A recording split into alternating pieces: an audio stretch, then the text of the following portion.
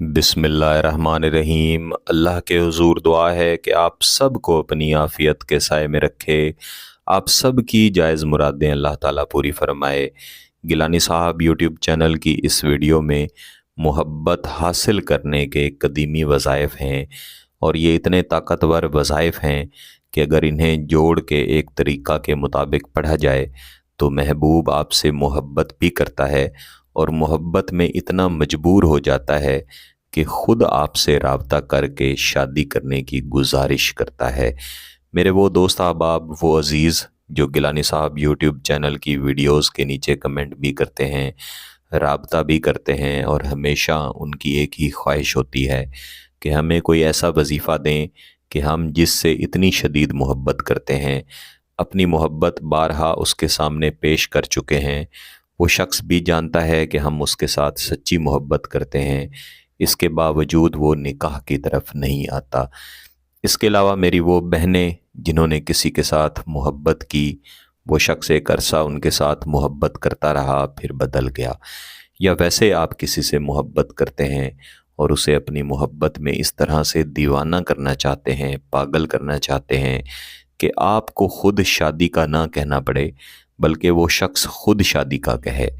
जब भी शादी के वज़ाइफ या शादी के अमलियात की बात आती है तो इसमें एक बात ज़रूर सामने आती है कि आपके अपने ख़ानदान में या जिनकी तरफ आप शादी करना चाहते हैं उनकी तरफ ख़ानदान में भी कुछ ऐसे लोग मौजूद होते हैं जो कि आपकी शादी, आपके निकाह के रास्ते में रुकावट बनना पसंद करते हैं, और आप चाहते हैं कि ऐसे लोग रुकावट ना बने बल्कि आपकी शादी करवाने में आपके लिए मददगार साबित हों।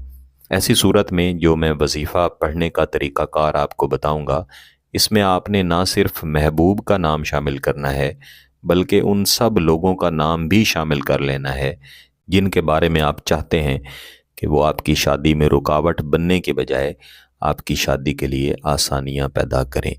इस वजीफ़े को एक दिन में कम अज़ कम 3 मरतबा लाजमी पढ़ा जाता है। ये मैंने कम अज़ कम 3 मरतबा कहा है, ज़्यादा से ज़्यादा आप चाहें तो 5 दफ़ा पढ़ सकते हैं, यानी हर नमाज के बाद एक दफ़ा आप पढ़ सकते हैं। जो मैं 3 औक़ात की बात कर रहा हूँ इनकी तख़सीस आपने ख़ुद करनी है, लेकिन अगर मशवरे की बात हो तो मैं फ़जर, ज़ुहर और मग़रिब इन तीनों नमाज़ों का मशवरा दिया करता हूँ कि आप इन वज़ाइफ़ को इन 3 नमाज़ों के फ़ौरन बाद पढ़ें। जहाँ पे आपने नमाज पढ़ी है वहीं पे बैठे बैठे ही आपने इन वज़ाइफ़ को पढ़ना है, और याद रखिएगा कि कोई भी वजीफ़ा, कोई भी अमल हो, उसका ताल्लुक़ तसव्वुर के साथ होता है। आपका तसव्वुर जितना अच्छा होता है, जितना ताकतवर होता है, उस वजीफ़े के मुअक्किलात आपकी तरफ उतने ही ज़्यादा मुतवज्जे होते हैं और उतनी ही ताकत के साथ उस वजीफ़े का असर लेकर आपके महबूब की तरफ जाते हैं, और इंशाअल्लाह महबूब की तरफ से उसका असर भी इतना ही शदीद और ताकतवर मिलता है।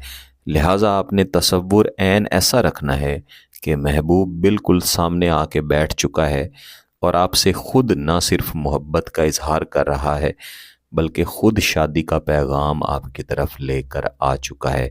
यही तसव्वुरात उन सब लोगों के लिए भी रखें जिनकी तरफ से आपके लिए शादी में रुकावटें पैदा की जा रही हैं, या अगर किसी से आप मोहब्बत करते हैं और मोहब्बत के रास्ते में रुकावटें पैदा की जा रही हैं जबकि आपका मकसद जायज़ है, नेक है, निकाह का मकसद है।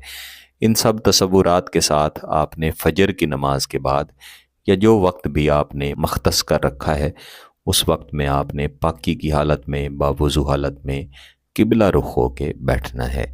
सबसे पहले आपने 100 मरतबा यानी एक तस्बीह दुरूद शरीफ की लाजमी पढ़नी है। दुरूद शरीफ आप कोई भी पढ़ सकते हैं, जो आपको आता हो आप पढ़ें, लेकिन मैं हमेशा दुरूद इब्राहिमी का ही मशवरा दिया करता हूँ।